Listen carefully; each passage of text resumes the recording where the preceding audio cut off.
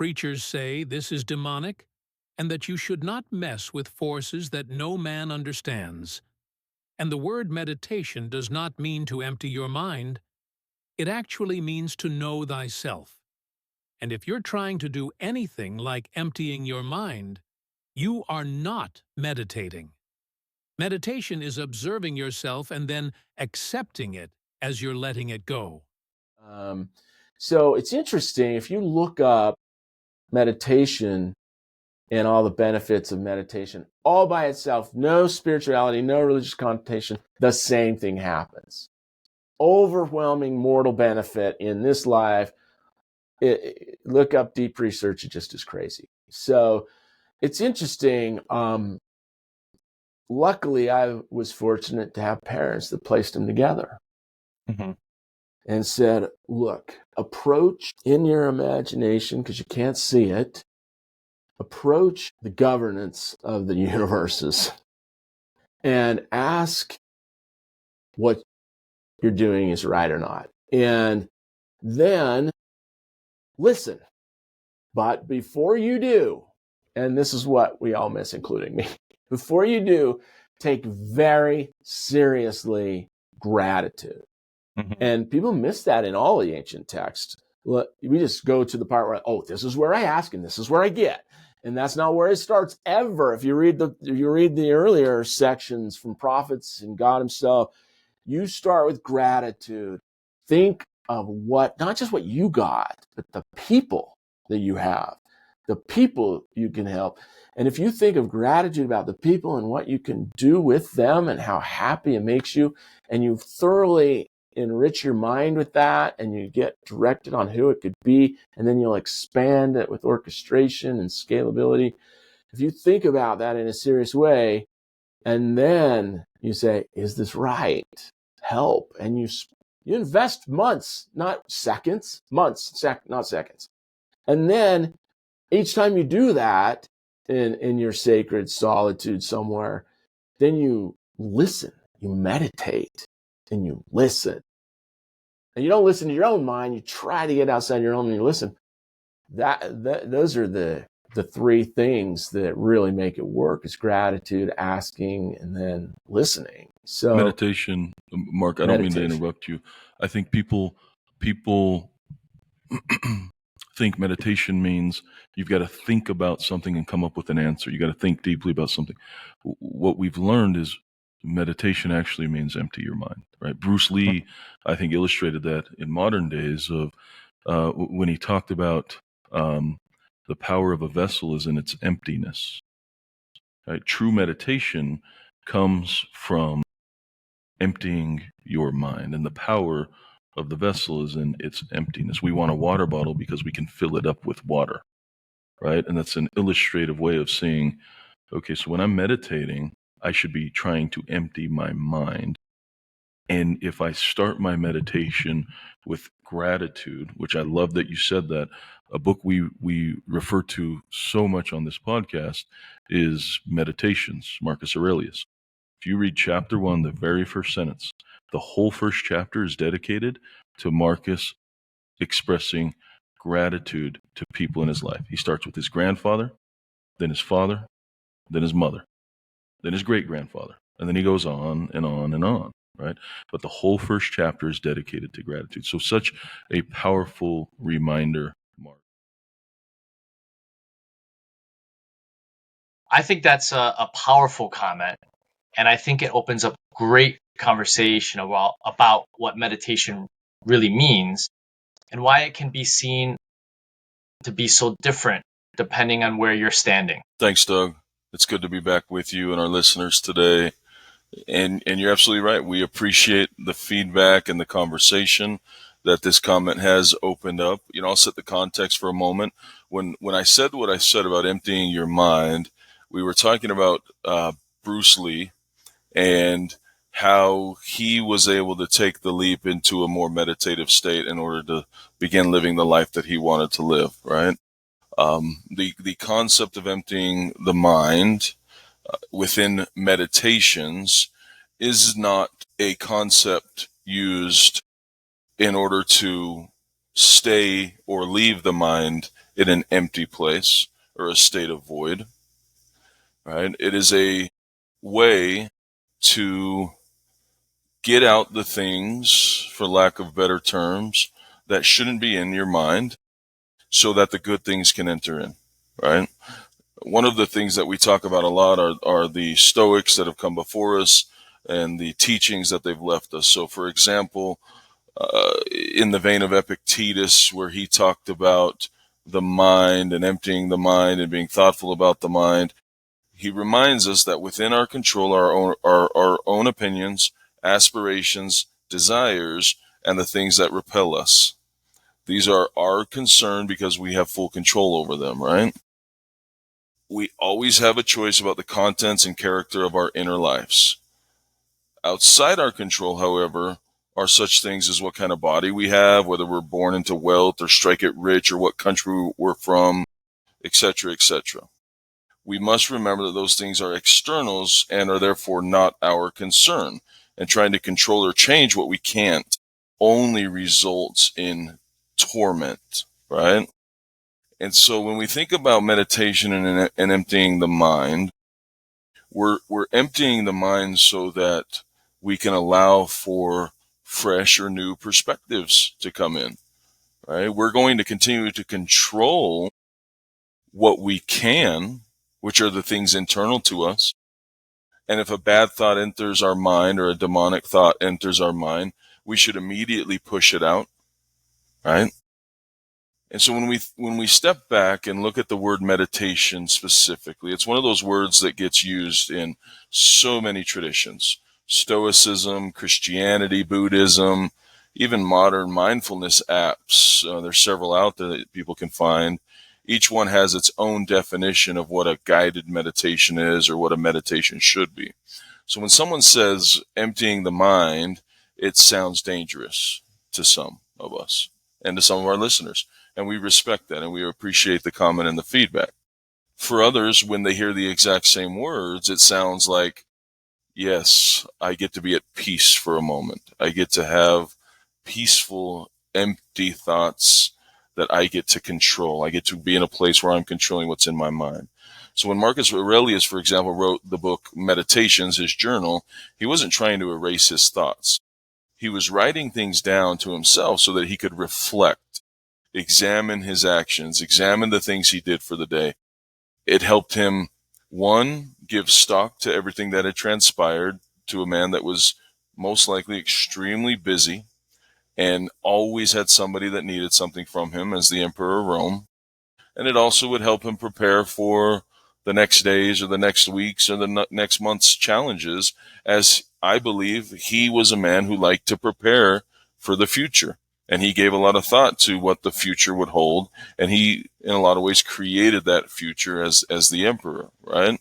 For the Stoics, meditation has always been about sharpening awareness, knowing oneself, steering oneself towards virtue, right? If we all align on what we talk about in this podcast, which is how do I live a happy, fulfilling life, and how can I be a good person, then we need to be able to control what's up here, right?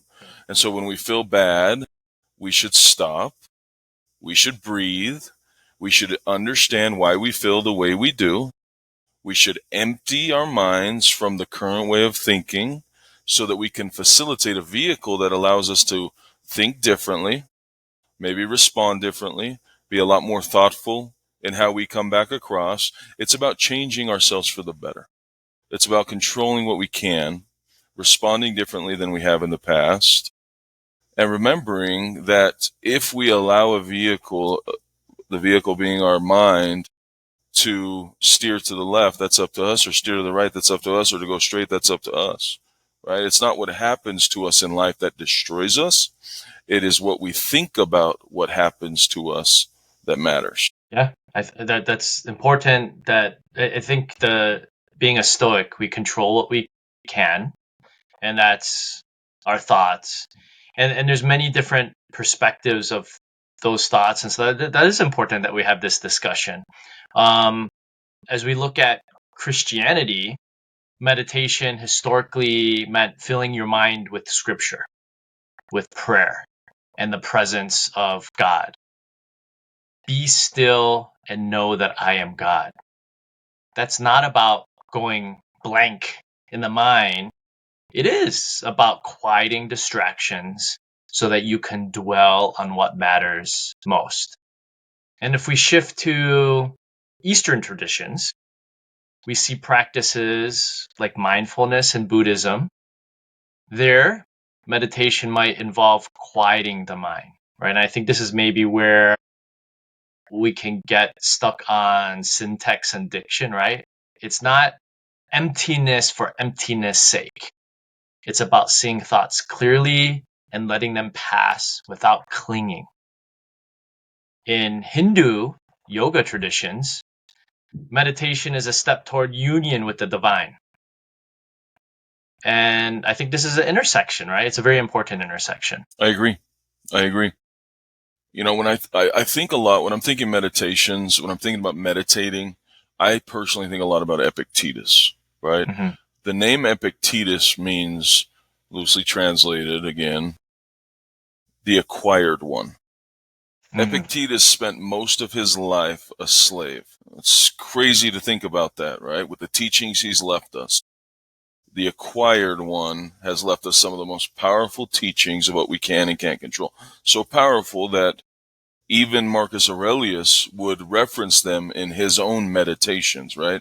So I'll give an example, Book 11, verse 37. This is Marcus's reading, obviously translated to English. Epictetus also said, "A man must discover an art with respect to giving his assent. And in respect to his movements, he must be careful that they be made with regard to circumstances, that they may be consistent with social interests, that they have regard to the value of the object, and as to sensual desire, he should altogether keep away from it. As to avoidance or aversion, he should not show it with respect to any of the things which are not in our power. The dispute, then," he said, "is not about any common matter, but about being mad or not." And so when I think about that, when I meditate on what Marcus is saying, again, loose translation, right? So you got to take some of these words for what they are. For me, it boils down to, yet again, how am I thinking about it? And the way I'm thinking about it, am I going to allow it to anger me or not? When somebody cuts me off in traffic, I have a choice to make. I can just smile and say, they must be in a bigger hurry than I am, or I can get really angry and have road rage, right? I'm at the farm yesterday picking some produce with two of my three daughters. And one of my daughters mentioned, they had a great time, by the way. We picked a couple bushels of tomatoes, peppers, corn, potatoes, if I didn't already say that. I know I said tomatoes. 6 different kinds of peppers. We picked some peaches. We picked some apples. Right? We were harvesting at the farm. And one of my daughters said, "Dad, why are there so many bugs?" She wasn't bothered by it. It was a real curious question. And where my mind's gone since that conversation was, there's a lot of people that had come out to a farm like this and see the bugs and be disgusted by it and be angry. "Why are there so many bugs? Give me some bug spray. I got to get them off me," right? My response to my daughter is, it's part of nature. They are pollinating the plants so that we can harvest the produce that we're going to have for dinner tonight and for the next week or two, right? And so it's that whole concept of how you look at it. You can be mad that the bugs are there where your food is grown, and if you're trying to eat a healthy lifestyle, there's going to be bugs, there's going to be dirt, there's going to be other things that maybe are less desirable to folks. The point being, right, it's how we think about things. So when we think about modern day religion, where some preachers have said, if you empty your mind, that's demonic, I think there's a follow-on sentence to that of, if you don't replace the bad thought with a good thought, you could open yourself up to outside forces, and instead you should be focused entirely on God and what God's teaching us or God wants you to know, right? While some might say it's dangerous, I can understand why someone might think that in that context we've talked about. I think it's worth considering. I do always encourage listeners and friends and family to form opinions based off of experience, off of facts, off of real research, off of real meditation, and stand for something. whether it's the same thing I stand for or not, we're not always going to see things the same way. But I encourage folks to stand for something and live by that thing. And then if new information comes in that changes your perspective on what you were standing for, be open to that and stay curious. I tell my kids all the time, stay curious, be thoughtful, seek knowledge. And as you seek knowledge, your opinions may change. Yeah. Yeah, I mean, the dangerous part comes in is the way I think about it is if you're not manning the front door, right? So if you're empty and there's nothing there, you're not being thoughtful, intentional. Yeah, you're kind of opening the door for maybe unintentional forces or thoughts that come in versus maybe what would be good or positive thoughts. And I think that's where we can reconcile maybe the different perspectives across traditions, right? It's when we think about meditation, and actually, even though we sometimes may use the phrase empty the mind, it's really about attention. And it is about thoughtfulness. So you may release or not cling to thoughts or feelings, which I think is healthy. You're focusing on perhaps breathing, or you're focusing on scripture, or your inner dialogue. You're practicing attention and directing your awareness. So it's not really about creating a vacuum, as you mentioned, void, right? It's really about creating clarity. And we should be paying attention about what we let in and out of our mind. We can learn a lot about ourselves and the world around us. And so I think it ties back beautifully to what our listener said. Meditation is observing yourself and then accepting it as you're letting it go. That's very wise, thoughtful thing to say. And that's actually the point. It's unity. And I think as Stoics, we and other Stoics could agree, right? Christian reflection would also agree with this. Even Buddhist mindfulness would also come along with this thought of meditation, of being thoughtful and paying attention to drive clarity and awareness. So I think we have some takeaways. Spot on, Doug. Maybe the takeaway is this, right? Mm-hmm. Meditation doesn't have to be something mysterious or scary or dangerous.